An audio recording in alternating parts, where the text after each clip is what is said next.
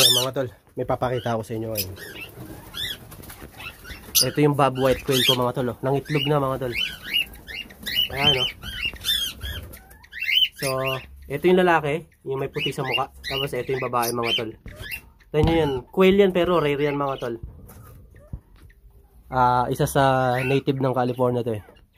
Ginagamit to para sa hunting bird. Game bird to mga tol. Napakaswerte ko ng itlog. Pasana fertile. Medyo mailap lang yan. Sobrang ilap yan mga tol. Saka mataas lumipad yan.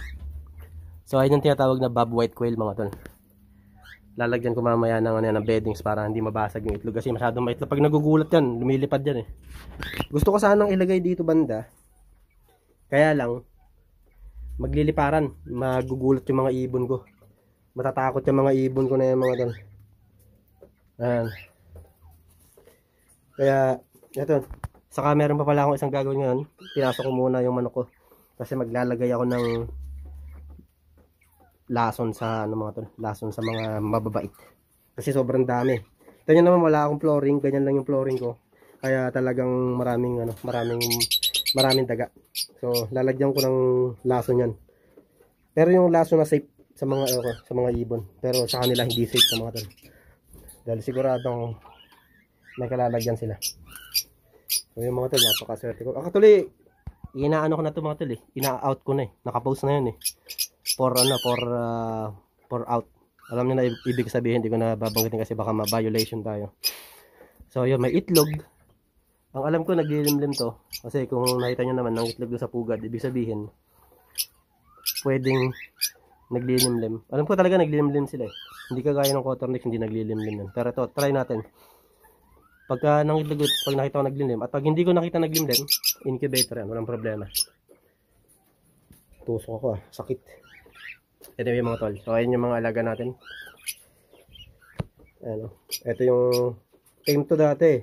Pero tame pa rin naman yan. Pag hinawakan ko yan, ano pa rin yan, kakalma pa rin siya. Kasi ito yung mga tame ko nakakatil. Ayan yung mga Indian ringneck. Ito, ang daming nahuli na ito. 5 trap, 5 nahuli yan. So, ngayon, kukunin ko na yung lason sa mababait. Lalayo na sa setup ko na yan. Doon sa sulok. Kasi doon sila palagi lumalabas doon ko ilalagay yung trap, yung lason. Mga tol, ito yung lason sa mga mababait mga tol. Meron ng kasamang yan, bait station. So, nakikita nyo itim na yan, na box. Tapos yung green yung pang pain yan mga tol. Diyan ko ilalagay yung bait. Papasok sila para hindi makain ng mga alaga ko. Pero para safe na rin, kinulong ko na yung manok. Baka madisgrasya. Kaya mga tol. Setup na natin.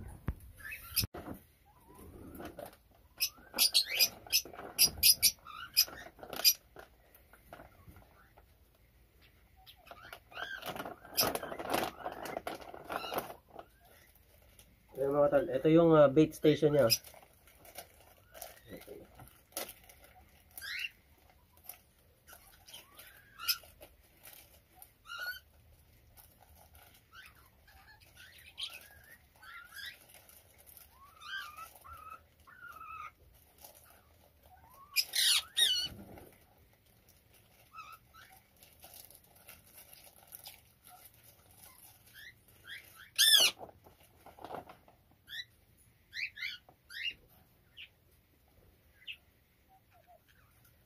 Ano ba ito buksan?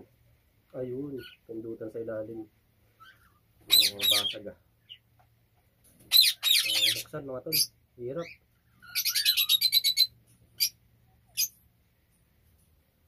Bato. Grabe naman sila mag-ano.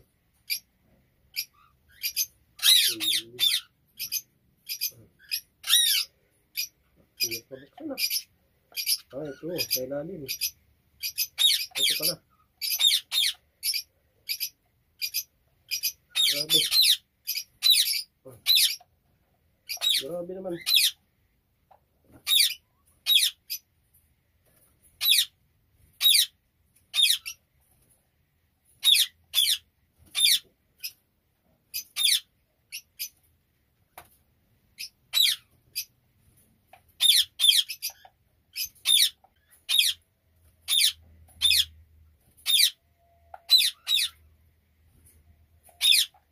Ay, ay, ay.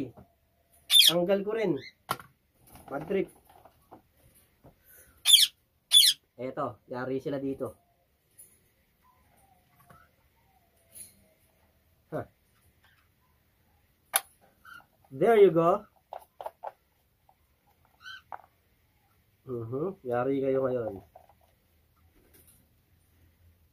Huh. Yari kayo ngayon. Makakaganti na ako sa inyo. Wala nyo, dito kayo.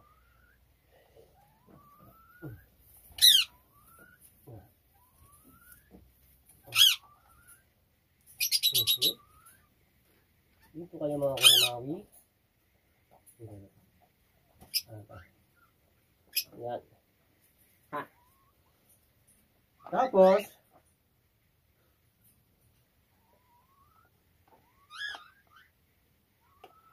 pinakamaganda na yun, oh. Kuhain yung bahay nyo mga tol.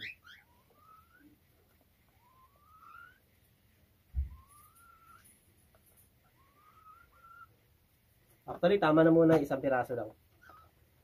Medyo nag-aalangan ako, tatakot ako mga tol. Baka bitbitin ng bitbitin ng mabait sa mga alaga ko eh. Delikado. Baka hindi ko pwedeng basta ilagay ito kung saan-saan kasi pag pinakawalan ko na yung mga alaga ko, baka yung mga debris, yung mga durug-durug na part ng lason kumalat dito. Tapos ang mga alaga ko mga tol. Kaya tama na muna isang piraso.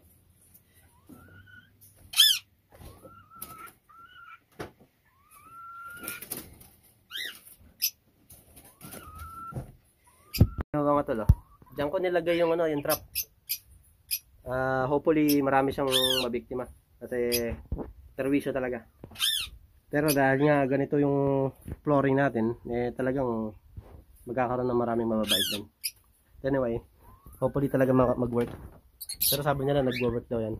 So yung mga tol, yung mga alaga ko. Mga yang parakit ko, mga kakababa lang yung mga tol. Mga bagong sibol lang yan. Yung mga iba kong pair, mga breeder ko, sinalya ko na. Kasi yan, lovebirds, Indian ringneck, 4 pa Indian ringneck ko. Ayun pa yung mga bagong babang parakit, mga kapatid niya itong iba rito. Ayan, nasa baba. Ayan mga kapatid, Bob White Quail, yung manok, kakatil. So yung mga tol, yari kayo ngayon mga mababait. Ito naman pala mga tol, additional trivia mga tol. Ito yung food grade na diatomaceous. Hirap i-pronounce. Basta yung mga tol, powder to na pwede mong ilagay sa pagkain. Pwede mong ilagay sa pugad para tawag nito ma-prevent dun sa mga mga insekto na hindi dapat nasa pagkainan saka nasa pugad. Pero safe to mga tol. Food grade yan. Pwedeng kainin ng mga alaga nating hayop. Pwedeng ihalo sa mga feeds or what. Lagay sa pugad o kung sa flooring, sa mga sulok-sulok, tumba ang mga insekto niyan. So yun lang mga tol. Maraming salamat sa panonood. Ayan. Init. Tag-init na dito sa California. Till next time mga tol. At ingat.